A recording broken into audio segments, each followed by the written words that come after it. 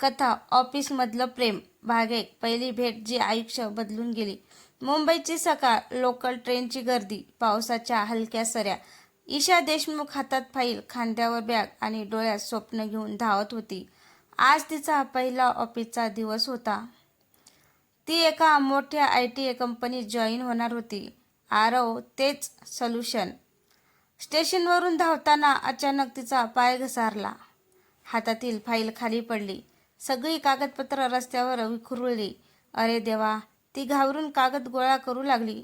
तेवढ्यात कोणीतरी खाली वाकून तिचे कागद उचलू लागलं. तिने वर पाहिलं. समोर एक उंच शांत चेहऱ्याचा तरुण उभा होता. पांढरा शर्ट, काळा कोट आणि डोळ्यात एक वेगळीच गंभीरता. हे तुमचं, तो शांतपणे म्हणाला. ईशा थोडी गोंधळलेली. थँक्यू. तो हलकासा हसला. पहिला दिवस? ईशा आश्चर्याने म्हणाली. तुम्हाला कसं कळलं? पहिल्या दिवशीच एवढ्या घाईत धावणारे लोक दोनच प्रकारचे असतात, उशिरा निघालेले किंवा खूप स्वप्न पाहणारे. ईशा नकळत हसली.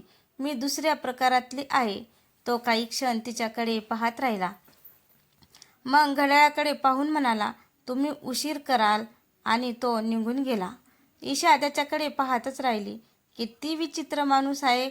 ऑफिसमध्ये पोचल्यावर तिचं स्वागत झालं. HR मॅडम तिला टीमकडे घेऊन गेल्या. आजपासून तुम्ही प्रोडक्ट डेव्हलपमेंट टीममध्ये काम कराल. ईशा खूप उत्साहित होती.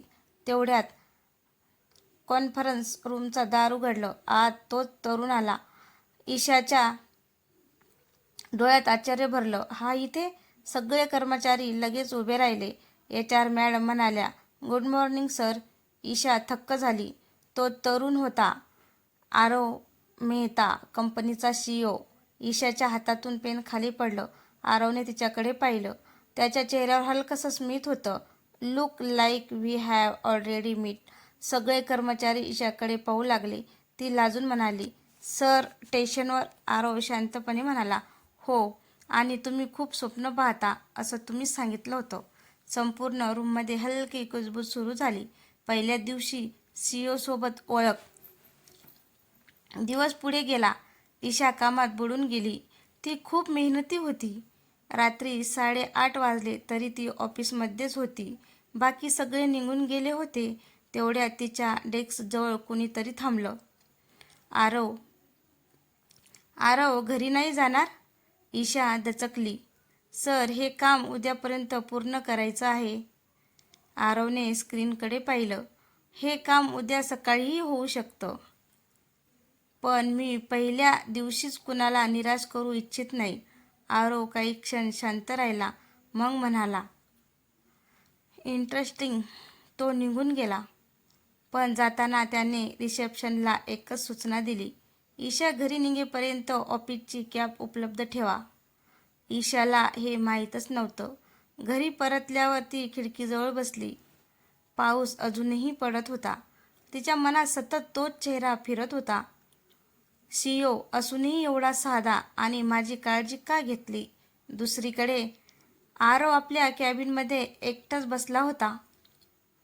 त्याच्या टेबलावर ईशाने चुकून सोडलेली छोटीशी डायरी होती. त्याने ती उघडली.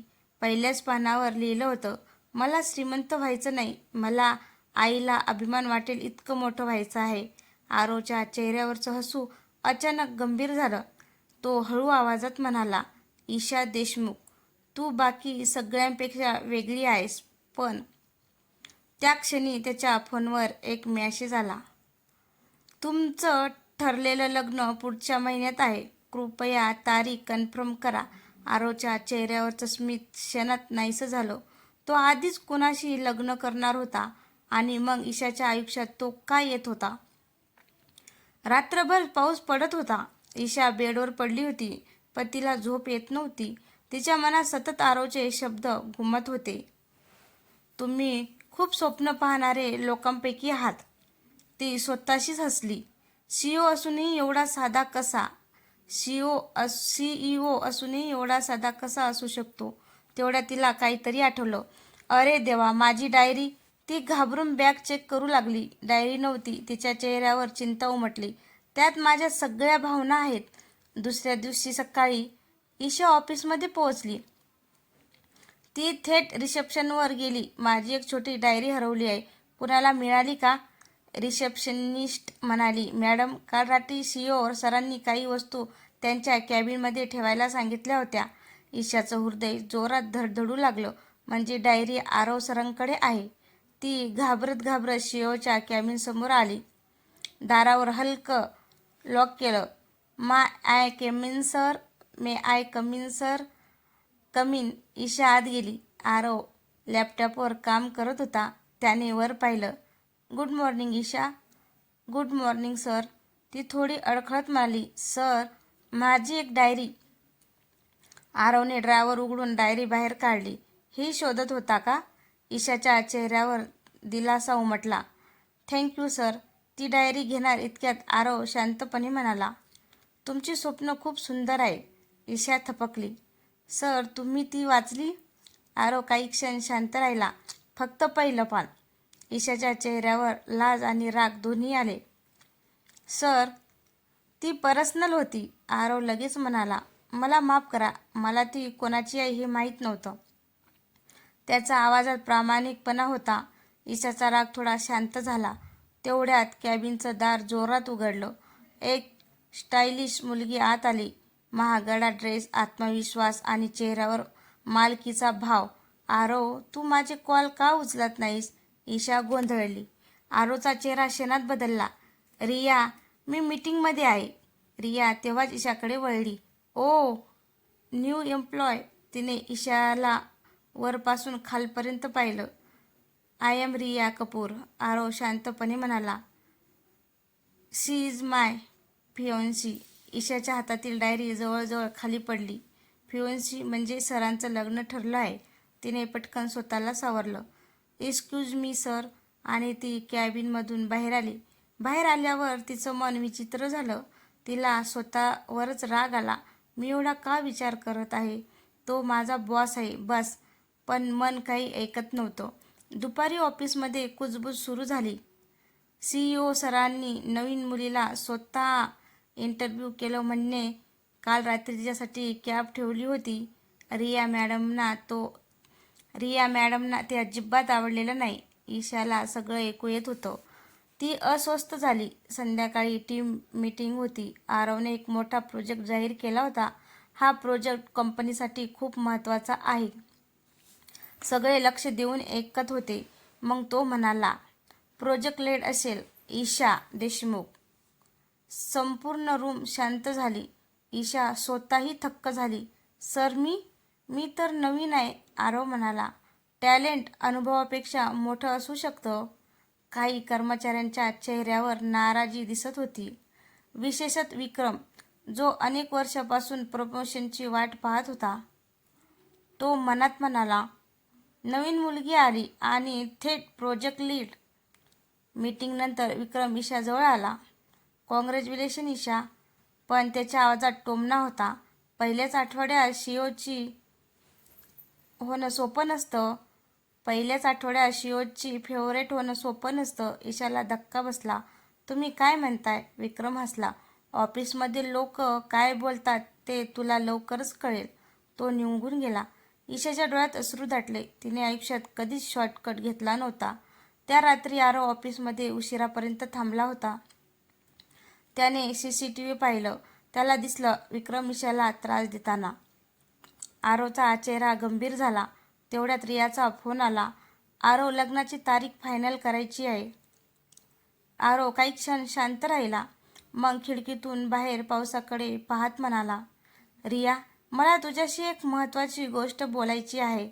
रिया घाबरली. काय झालं? आरवच्या मनात मात्र एकच चेहरा होता. ईशाचा. ईशाचा. आणि त्याला पहिल्यांदाच जाणवत होतं. हे फक्त अटॅचमेंट नाही, काहीतरी जास्त आहे. पुढच्या काही दिवसातच ईशाचं आयुष्य पूर्णपणे बदललं. प्रोजेक्टची जबाबदारी खूप मोठी होती. ती सकाळी 8 वाजता ऑफिसमध्ये यायची आणि रात्री उशिरा घरी जायची. तिची मेहनत सगळ्यांना दिसत होती. पण काही लोकांना ती सहन होत नव्हती. विक्रमने हळूहळू ऑफिसमध्ये अफवा पसरवायला सुरुवात केली. CEO सर तिला जास्त फेवरेट करतात. नाहीतर नवीन मुलगी थेट प्रोजेक्ट लीड कशी झाली असती? रिया मॅडमना हे कळलं तर वाद होईल. ईशा जिथे जायची तिथे कुजबूज ऐकू यायची. ती बाहेरून मजबूत दिसत होती पण आतून तुटत होती. एक दिवस कॅफेटेरियात ती एकटी बसली होती.